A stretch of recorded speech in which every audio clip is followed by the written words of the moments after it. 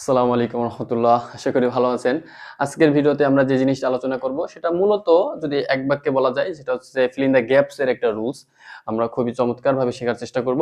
fill in the gaps এটা হচ্ছে parts of speech. একটা সেন্টেন্সে কোথায় কোন পার্টস অফ স্পিচ বসে আমরা যদি পার্টস অফ স্পিচ এর জায়গাটা আইডেন্টিফাই করতে পারি তাহলে কিন্তু আমরা অনেকগুলা প্রশ্নের উত্তর সহজভাবে করতে পারবো। এটা এমন একটা টপিক যে টপিকটা ক্লাস 6 থেকে শুরু করে ইন্টারমিডিয়েট পর্যন্ত একই সাথে বিভিন্ন ধরনের ভর্তি পরীক্ষায় বিসিএস সহ সকল ধরনের ভর্তি পরীক্ষায় এই কোয়েশ্চনটা আসে যে একটা কয়েকভাবে কোয়েশ্চনটা আসতে পারে যে একটা সেন্টেন্স দেওয়া থাকতে পারে, একটা সেন্টেন্স দিয়ে একটা অর্ড আন্ডারলাইন করে দেওয়া থাকতে পারে যে ওই অর্ডটা আসলে কোন পার্টস অফ স্পিচ, এখন থাকতে পারে আবার ফিল ইন দ্য গ্যাপও থাকতে পারে যে ওইখানে আসলে কোন পার্টস অফ স্পিচটা বসবে। তো মূলত আমরা এই জন্য এটা আমি বলতে চাচ্ছি যে এটা ফিল ইন দ্য গ্যাপস এর একটা রুল, যে আমি যদি বুঝতে পারি কোথায় আমার কোন পার্টস অফ স্পিচটা বসবে তাহলে কিন্তু আমরা ওই পার্টস অফ স্পিচটা ওইখানে বসাইতে পারবো। এবং যদি চেঞ্জ করার প্রয়োজন হয়, যেমন ইন্টারমিডিয়েটের ক্ষেত্রে বা এসএসসির ক্ষেত্রে এক দাগে যে কোয়েশ্চনটা আসে যে উইথ ক্লুজ উইদাউট ক্লুজের যে রুলসটা, সেক্ষেত্রে যে ক্লু দেওয়া থাকে মানে উপরে অপশনগুলো দেওয়া থাকবে, কয়েকটা ওয়ার্ড দেওয়া থাকে, ওই ওয়ার্ডটা আমার ওই অর্থ অনুসারে বসাইতে হয়, কিছু কিছু ক্ষেত্রে চেঞ্জও করতে হয়। তো আমি যদি যেমন আমার এখানে একটা ওয়ার্ড দিয়ে আছে নেচার, এখন আমি বুঝলাম যে আমার অর্থ আসবে ন্যাচারাল, তো আমি নেচারটাকে নাউন থেকে এটা চেঞ্জ করে অ্যাডজেক্টিভ ন্যাচারাল করে দিব।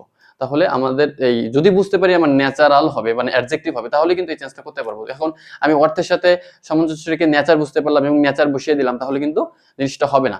ও তো আমরা খুবই চমৎকার ভাবে একটা রুলস এর মাধ্যমে জিনিসটাকে আয়ত্ত করার চেষ্টা করব যাতে আর কখনোই ভুল হবে না। যদি পুরো ভিডিওটা দেখেন আশা করি আমি আপনারা এই জিনিসটা 100% ক্লিয়ার হবে। তো শুরু করতে যাচ্ছি যে এখানে আমি যদি বলি এটা একটা যে থিওরি, সেই থিওরিটা একটা প্যাড থিওরি দিয়ে আমরা নামকরণ করেছি।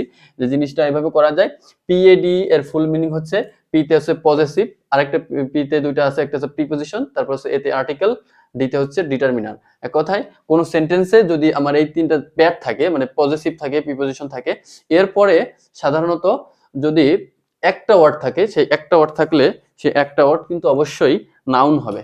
এটা আমি এক পুরো ভিডিওতে পুরোটা ক্লিয়ার করব, আশা করি বুঝতে সহজ হবে। এই মানে পজেসিভের পরে যদি একটা ওয়ার্ড থাকে সেটা অবশ্যই নাউন হবে, প্রিপজিশনের পরে যদি একটা ওয়ার্ড থাকে সেটা নাউন হবে। এখন দুইটা ওয়ার্ড থাকলে কি হবে, ধরেন একদম সেন্টেন্সের শেষে এসে দুইটা ওয়ার্ড আছে, দুইটা ওয়ার্ড থাকলে প্রথমটা হবে অ্যাডজেক্টিভ, পরেরটা হবে নাউন। এবং যদি তিনটা ওয়ার্ড থাকে তাহলে প্রথমটা হবে অ্যাডভার্ব, অ্যাডজেক্টিভ, নাউন। এটা একটা খুবই সিম্পল, যে আমরা যদি দুইটা ওয়ার্ড দেখি ম্যাক্সিমাম ক্ষেত্রে যদি নাউন থাকে নাউনের আগে কিন্তু অ্যাডজেক্টিভ হবে, অ্যাডজেক্টিভের আগে অ্যাডভার্ব হবে। এটা হচ্ছে গ্যাপ ফিলিংয়ের জন্য খুবই সুন্দর একটা রুলস, যেমন অ্যাডজেক্টিভের পরে নাউন হবে আর আগে যদি হয় তাহলে অ্যাডভার্ব হবে। এটা আমরা মনে রাখার চেষ্টা করব। ওকে, এখন আমরা একটু এটা এক্সাম্পলের ভিতরে আসি তাহলে আর বেশি সহজ হবে। যেমন আমি যদি বলি আই লিভ ইন ঢাকা, এখানে ইন একটা প্রিপজিশন, রাইট? তো প্রিপজিশনের পরে কয়টা ওয়ার্ড আছে? একটা ওয়ার্ড আছে। তো নিঃসন্দেহে আমরা এখান থেকে শিখলাম প্রিপজিশনের পরে মানে প্যাডের পরে নাউন হবে। এটা শুধু প্রিপজিশন না, এখানে যে কোনো একটা জিনিস কিন্তু থাকতে পারতো, প্রিপজিশন বা আর্টিকেল থাকতে পারতো, ডিটারমিনার থাকতে পারতো, পজেসিভ থাকতে পারতো। তো ওটার পরে কিন্তু যদি থাকতো, ধরেন এখানে একটা আর্টিকেল থাকতো তাহলে কিন্তু এটা একটা নাউনই হতো, তাই না? তো পজেসিভ কোনগুলো এটা আমাদের শিখে নিতে হবে। মাই, আওয়ার, ইওর, দেয়ার, এ ধরনের অনেক পজেসিভ আছে, প্রিপজিশন অনেক আছে, of, in, about, on, above, under, below, এই ধরনের প্রিপজিশন। তারপর আর্টিকেল তিনটা, এ এন্ড ডি, ডিটারমিনার অনেক আছে। তো এগুলো আমরা যদি জানি, আমরা শিখি তাহলে কিন্তু আমরা ধরতে পারবো। ওকে, যদি দুইটা ওয়ার্ড থাকে তাহলে I live in Dhaka city, এখানে ইন একটা প্রিপজিশন, এর জন্য এরপরে যদি দুইটা ওয়ার্ড, একটা আছে ঢাকা, একটা সিটি, ঢাকার প্রথমটা অ্যাডজেক্টিভ, পরেরটা কিন্তু নাউন, যেহেতু আমরা প্যাডের প্রিপজিশনের পরে দুইটা ওয়ার্ড আছে। তাহলে এখানে চমৎকার দেখা গেল যে একই সেন্টেন্সে একই ওয়ার্ড, একটা ওয়ার্ড কিন্তু বিভিন্ন সময় বিভিন্ন ধরনের পার্টস অফ স্পিচ হতে পারে। সেটা একটা চমৎকার উদাহরণ, এখানে ঢাকা এখানে নাউন, এখানে কিন্তু অ্যাডজেক্টিভ হিসেবে কাজ করতেছে, যদিও ঢাকা একটা নাউন। ঠিক আছে, এই সেন্টেন্সের অবস্থানের ভিত্তিতে আমরা এটাকে অ্যাডজেক্টিভ বলতেছি। ওকে, এখন আমরা যদি এটাতে যাই, the rich are not always happy. আচ্ছা ভাইয়া, তাহলে আপনি বললেন যে প্যাডের পরে যদি একটা ওয়ার্ড থাকে তাহলে আমরা প্যাডের কি পাইলাম? এখানে দা মানে আর্টিকেল পাইলাম। তো এরপরে একটা ওয়ার্ড আছে রিচ, এটাকে আমরা আইডেন্টিফাই করতে বলা হয়েছে। এখন তাহলে আমি কিভাবে বুঝবো যে আসলে শেষ হয়েছে? এখানে এই রিচের পরে তো 1 2 3 4 চারটা ওয়ার্ড আছে, তাহলে এখন সমস্যা হয়ে গেল যে আমরা তো এতক্ষণে ফুল স্টপ ছিল এই জন্য সহজে ডিটারমাইন করতে পারছি, কোনো সমস্যা নেই, আমরা এটা পাশে লিখে রাখছি। তো এটা আরো একটা চমৎকার, এটাকে বলা হয় end marker. So in marker এখানে যেমন ফুল স্টপ ছিল, আর এখানে আমাদের এই জিনিসগুলো থাকলেই ইন মার্কার মানে এখানেই শেষ হয়ে যাবে। তো ইন মার্কারের ভিতরে যদি এই পিভিসি থাকে, পিভিসি থাকলে ওটা শেষ হয়ে যাবে, তখন আমরা ওই ওই সারাউন্ডিংস এর ভিতরে দেখতে পারবো যে ওর আগে ইন মার্কারের আগে আমার কয়টা ওয়ার্ড আছে, বোঝা গেছে? যেমন ফুল স্টপ এখানে হচ্ছে ইন মার্কার, তো ফুল স্টপের পরে যেমন আমরা গুনতে পারবো না, ইন মার্কারের পরে আর গুনতে পারবো না। সো ইন মার্কার আমাদের এখানে হবে শেষ, এই ফুল স্টপ। সো ইন মার্কারের আগে এখানে যদি প্যাড থাকে তাহলে একটা থাকলে নাউন হবে, প্যাড থাকলে দুইটা থাকলে অ্যাডজেক্টিভ নাউন হবে, তিনটা থাকলে এভাবে হবে। বুঝা গেল? কেমন যে পিপিসির ভিতরে প্রিপোজিশন আছে, ভিতে ভার্ব আছে, সিতে কনজাংশন আছে এবং কমা আছে। এটা আমাদের মনে রাখতে হবে। প্যাডের পিএডি এবং শেষে হচ্ছে পিভিসি, এই দুটো শব্দ আমাদের মনে রাখতে হবে, প্যাড এবং পিভিসি। এবং প্যাডে কি আছে, পিভিসি কি আছে, এটা মনে রাখলেই আমরা কিন্তু এই উত্তরগুলো করতে পারবো।